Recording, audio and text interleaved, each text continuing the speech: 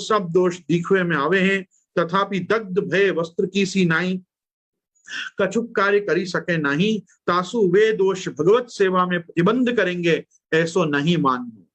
क्यों? जो भगवान निर्दुष्ट हैं, विनको संबंध भय सु देह इंद्रिय अंतःकरण और विनके सर्वधर्म निर्दुष्ट हो जाए। भगवान जो हैं वो स्वयं अति निर्दोष पदार्थ हैं, पूर्ण निर्दोष हैं, पूर्ण गुण विग्रह हैं, निर्दोष पूर्ण विग्रह हैं, आत्मतंत्र हैं, निश्चेतनात्मक शरीर गुण से हीन है। मतलब आपके सारे जो शरीर के अवयव हैं वो आनंद मात्र कर पाद मुखोदरादि हैं। तो ऐसे जो भगवान स्वयं सघन आनंदी स्वरूप विराज रहे हैं, जो द्रवीभूत आनंद और घनीभूत आनंद को एक रस होकर एक सी समता में अपनी विद्यमानता में आप नित्य विहारशील और विलासशील हैं, ऐसे भगवान के साथ जब जीव का संबंध होता है तो उसके भी देह इंद्रिय अंतःकरण और इनके सर्वधर्म भी निर्दुष्ट हो जाते हैं। भगवान निर्दुष्ट हैं, तासो जो दोष रहित होए ताको ही संबंध भगवान से होना चाहिए। परंतु जब ताई देह तथा इंद्रिय आदि के दोष निवृत्त नहीं भय होए, तहा ताई इनको संबंध प्रभु सु कैसे हो सके। तासु प्रथम दोष रहित करिके पाछे भगवान को अर्पण करवे में कहा हरकत है। ऐसे कोई कहे तहा कहत है, अन्यथा सर्व दोषाणाम न निवृत्ति ही कथंचन, असमर्पित वस्तूनाम तस्माद वर्जनमाचरेत्। देह इंद्रिय प्राण अंतःकरण आदि सब भगवान को अर्पण किए बिना सर्व दोषन की निवृत्ति काहू अन्य प्रकार सुनाई होए। तासु जाको समर्पण भगवान में नहीं भयो, ऐसी असमर्पित वस्तु अपने उपयोग में लानी नहीं, असमर्पित वस्तु को त्याग ही करनो। ये चौथे श्लोकों में सिद्धांत रहस्य में बता रहे हैं कि अन्यथा सर्वदोषाणाम न निवृत्ति ही कर। यदि ब्रह्म संबंध जीव का नहीं होगा तो भगवत संबंध के अभाव से ये देह इंद्रिय प्राण अंतःकरण और इनके धर्म ये सब भगवान में समर्पित नहीं हो पाने से इस प्रकार की निर्दुष्टता का संपादन नहीं होगा।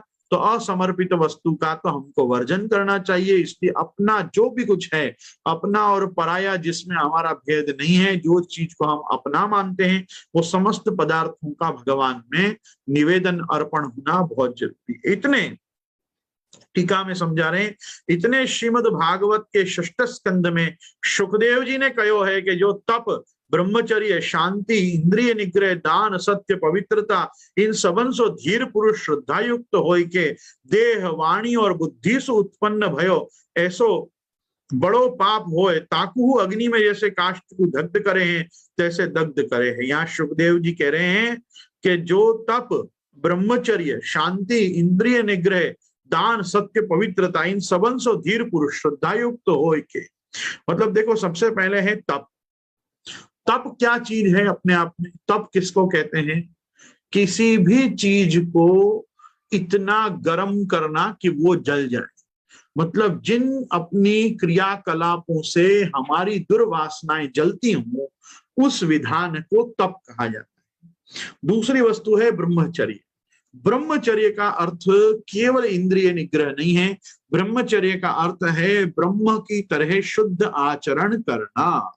ब्रह्मचर्य चर्या मतलब हमारी कृति जब ब्रह्म की तरह निर्दोषम ही समम ब्रह्म, जब ब्रह्म की तरह हमारी समस्त क्रियाएं निर्दुष्ट होती हैं तब उसको कहते हैं ये ब्रह्मचर्य का पालन है। तीसरी चीज है शांति। शांति हमेशा मानसिक एक अवस्था है। शांति केवल चुप रहना नहीं, चुप रहना मतलब मौन, लेकिन शांति में रहना मतलब किसी भी प्रकार के द्वंद्व और क्लेश से परे अपने नित्य स्वभाव में स्थित रहना जीव के, और जीव का वास्तविक स्वभाव शांत रहना है। आप कोई भी कर्म, कोई भी क्रीड़ा, कोई भी क्रिया आप बहुत कर लोगे ना, बाद में आप शांत हो जाओगे। आप बहुत क्रोध कर लोगे, शांत हो जाओगे। आप बहुत काम का सेवन कर लोगे, शांत हो जाओगे। आपकी लोभ वृत्तियां कोई न कोई दिन शांत हो जाएंगी। आपके अंदर कोई भी भाव का, कोई के प्रति बहुत प्रेम आएगा, आप नाच लिए, गा लिए, पाठ कर लिए, जोर जोर से चिल्ला लिए, कुछ भी करके क्या होगा बाद आप शांत हो। शांति जो है वो मनुष्य का वास्तविक स्वभाव है, जिसकी वास्तविकता से व्यक्ति परे ही रहता है।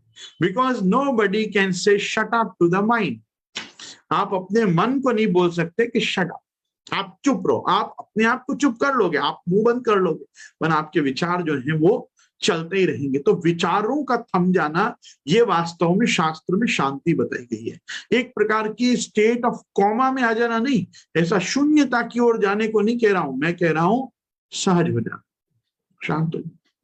आपको देखो कभी भी क्या, बहुत लोग बहुत आकर्षित हो जाते हैं बुद्ध के विग्रह से।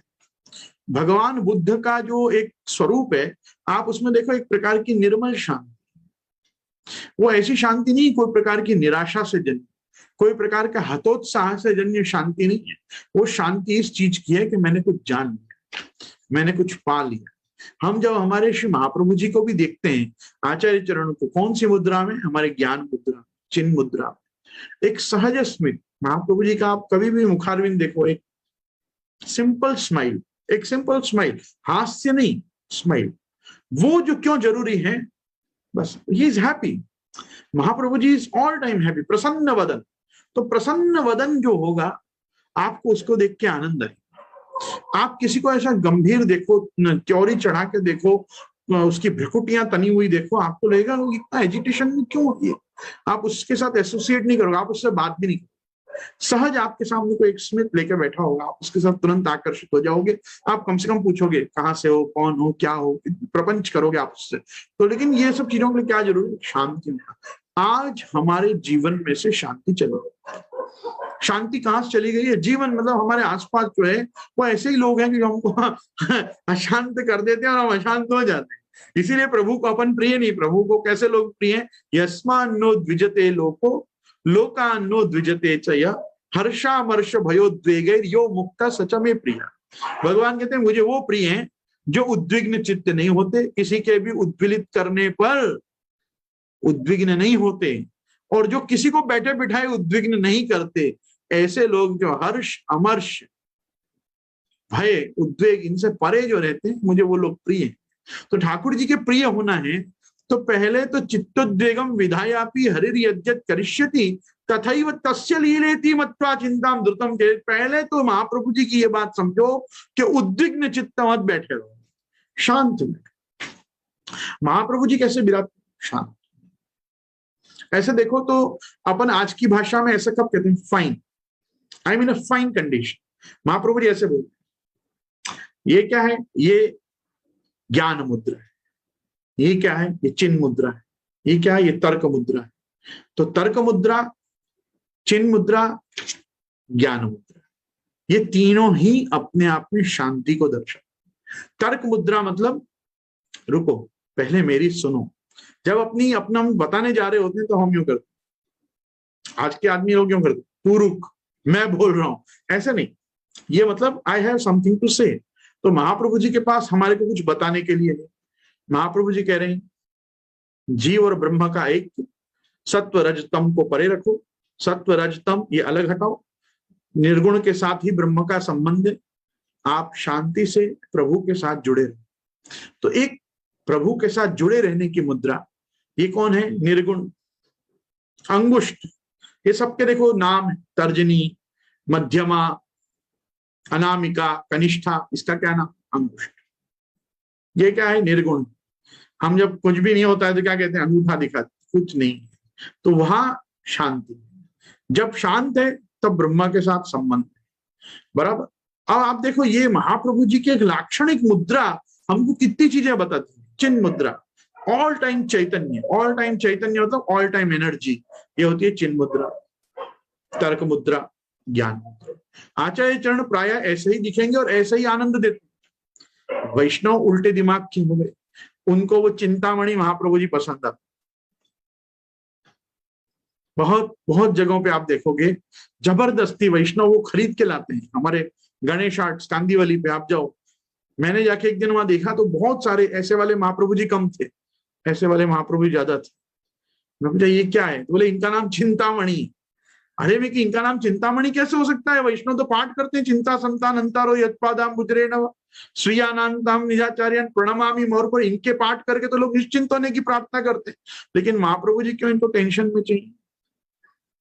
किसी को नहीं पता। महाप्रभु जी आपको ऐसा नहीं चाहिए, अब महाप्रभु जी भी आपको ऐसा चाहिए। मतलब आपके टेंशन में वो भी टेंशन करने चाहिए, वो अटेंशन में चाहिए। कि हम प्रॉब्लम में हैं तो आप भी प्रभु प्रॉब्लम में रहो, क्योंकि हम बहुत प्रॉब्लम में। ये जो एक वृत्ति है ना, ये खराब, ये सैडिस्टिक अप्रोच है। आपको महाप्रभु जी ऐसा ही चाहिए, वही होने चाहिए। ये तीन चीजों पर ध्यान रखिए। इसलिए मैं आपको बता रहा हूं, शांति एक बहुत बड़ी आवश्यकता है। शांति एक नेसेसिटी है, इट्स नॉट अ कॉमोडिटी और लग्जरी। ये कोई लीजर नहीं है कि शांति में बैठे। अरे शांति मनुष्य जीवन की एक बहुत बड़ी आवश्यकता है। इसीलिए वेद के हर मंत्र के बाद आता है ओम शांति शांति शांति ही। किसी मंत्र के बाद मंत्र ने नहीं कहा सुख सुख सुख, समृद्धि समृद्धि समृद्धि, श्री श्री श्री, ऐसा कोई मंत्र नहीं बोला। मंत्र क्या बोलता है? ओम शांति शांति शांति। ये ही चाहिए हमको। इसलिए शांत रहना मनुष्य का जो ओरिजिनल स्वभाव है, वहां पे आचार्य चरण अपने को ले जाना चाहते हैं। बैलेंस्ड मेंटल इक्विलिब्रियम एकदम करेक्ट रखो। ये पेंडुलम की तरह ऐसा ऑस्किलेटरी मोशन में मत रहो, एक से रहो।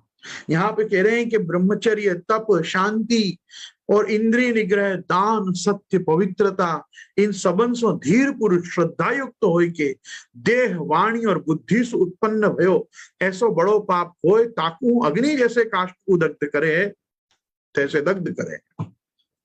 अर्थात अग्नि काष्ठ को दग्ध करे है, तामे भस्म प्रवृत्ति शेष रहे, तैसे तपादि सु पाप दग्ध होइवे पे हूँ, तामे हूँ मलिनता करवे वारे कछुक दोष तो बाकी रहे ही हैं।